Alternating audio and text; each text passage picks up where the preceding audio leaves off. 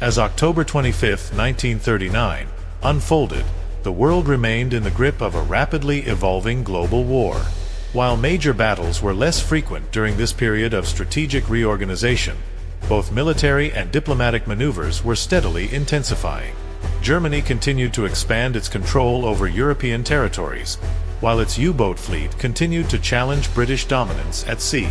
On the political front, various nations were forced to recalibrate their strategies in response to German advances and Soviet consolidations. Military events, German U-boat campaign and naval engagements. The German U-boat campaign remained a significant threat to the British Royal Navy, with submarines actively targeting Allied shipping routes.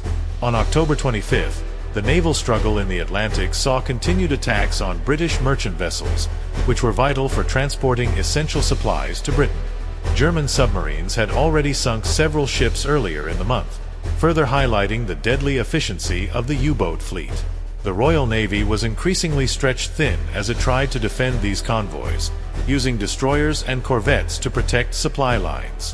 While no major ground battles occurred on October 25, the naval theater continued to dominate.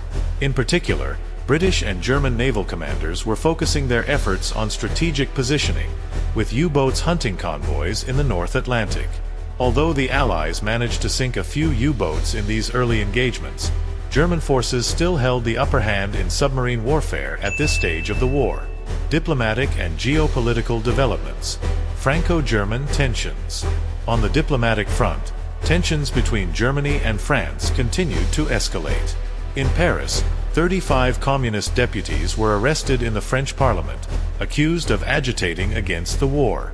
This reflected the internal political strife within France, where differing political factions debated the best way to respond to the growing German threat. Meanwhile, Nazi Germany continued its occupation and annexation of Polish territories, further consolidating its control over Eastern Europe. Finland, under increasing pressure from the Soviet Union for border concessions, continued to mobilize its military reservists. This move signaled growing concerns about the potential for Soviet aggression, particularly as the Soviet Union sought to revise its borders with Finland as part of a broader strategy to secure its western frontier.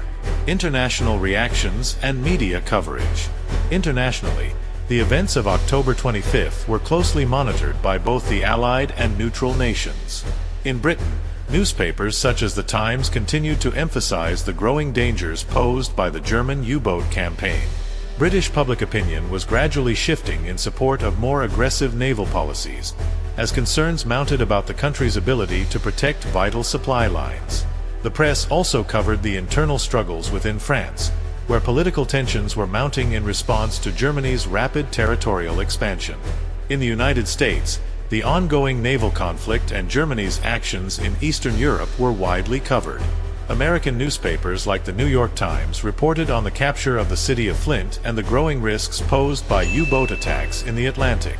While the U.S. remained neutral, there was a growing debate about whether the country could afford to stay out of the conflict for much longer, especially as public opinion gradually shifted toward providing more support for the Allies. Projections. The impact of October 25 on the future of the war. The naval developments on October 25, 1939, underscored the importance of the Atlantic theater in determining the course of the war. With Germany's U-boats threatening to sever Britain's supply lines, the Battle of the Atlantic would continue to escalate in the coming months. The Royal Navy, although stretched thin, would have to adapt its tactics to counter the growing German submarine threat. Meanwhile, on the diplomatic front, Germany's increasing consolidation of power in Eastern Europe, combined with rising tensions in France, hinted at a broader and more intense conflict in Western Europe.